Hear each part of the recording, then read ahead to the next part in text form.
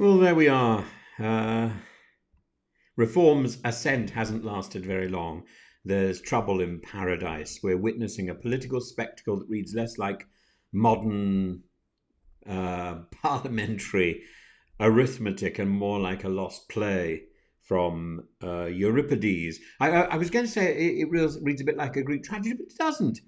Um, Really, if he'd collaborated with Aristophanes for comic effect, that might have been more believable.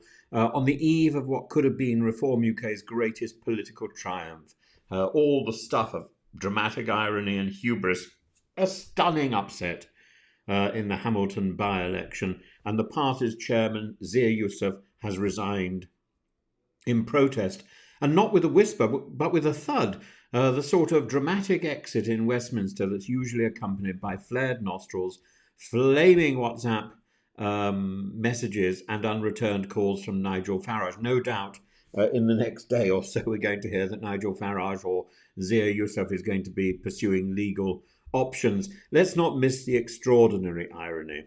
Reform UK, once a ragtag band of kippers and cantankerous clergymen, is now topping polls, and just as the mountain top appears within reach, its chairman topples himself off it. Zia Yusuf, not only a rare Muslim in Farage's orbit, but the man who helped professionalise a party infamous for pub bore populism, has left in disgust over a call for a burqa ban made in Parliament by Reform's newest MP, Sarah Putchin.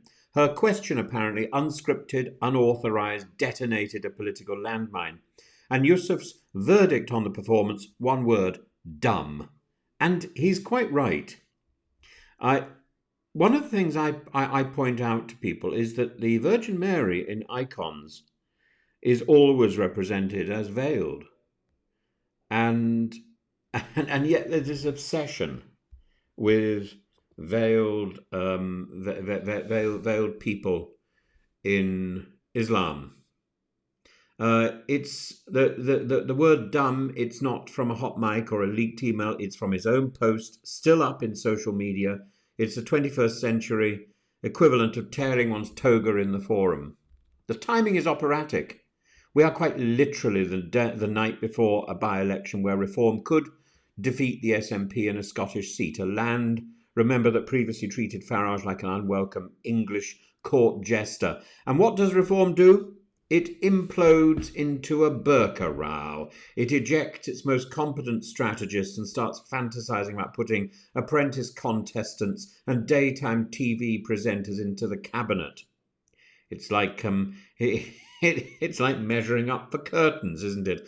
Euripides wrote The Bacchae, a tragedy of a proud king undone by his refusal to recognize the divine in disguise.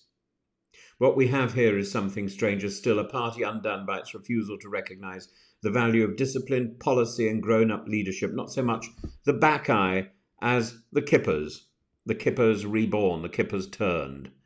Zia Yusuf was no ideological crusader, he was the corporate technocrat brought in to tidy up after the bar brawl. He set up branches, enforced order, oversaw the Doge unit to slash council waste, and launched policies, some mad, some plausible, with a kind of Alonian confidence. But his very professionalism may have been his undoing. Yusuf clashed with the old guard, was increasingly marginalised, and saw his burqa ban objections as a red line. Reform had no formal policy on banning religious clothing, and yet there it was, shouted across the chamber by an MP who had barely unpacked her Commons pass. It's no wonder Yusuf felt like he was no longer the boss. Nigel Farage, master of the message but historically allergic to internal coherence, didn't stop the drift. Instead, he praised Yusuf's contributions as he gently showed him the door, or perhaps Yusuf left before Farage could change the locks. So, what now for Reform?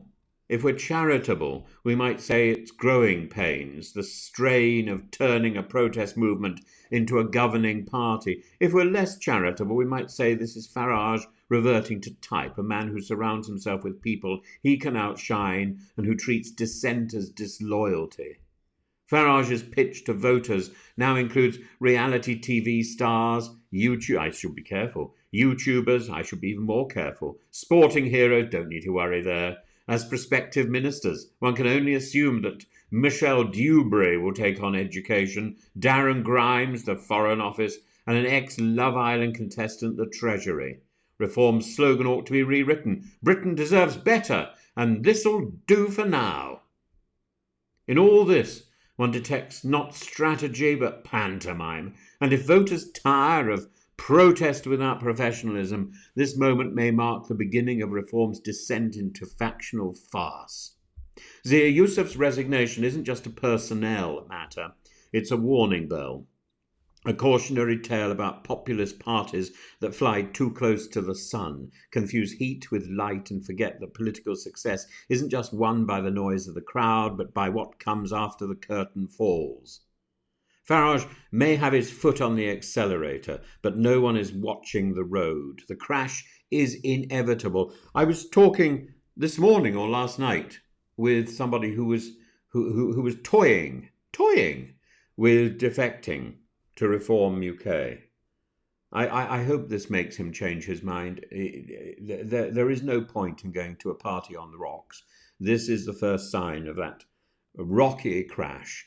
To continue the Greek mythological theme and the thespian theme, there are siren voices that can be heard. They were heard before, but people probably weren't listening. They got their ears stuffed with honey or something. Now it's obvious, and they're going to tear each other apart. I strongly expect. I'd be surprised if Lee Anderson and Farage don't end up falling out. Two big alpha males. How on earth can they survive together? It'll end up just being Farage again, and that will be entertaining. He's very entertaining.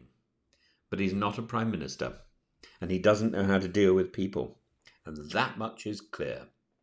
The other week, Low, now Yusuf.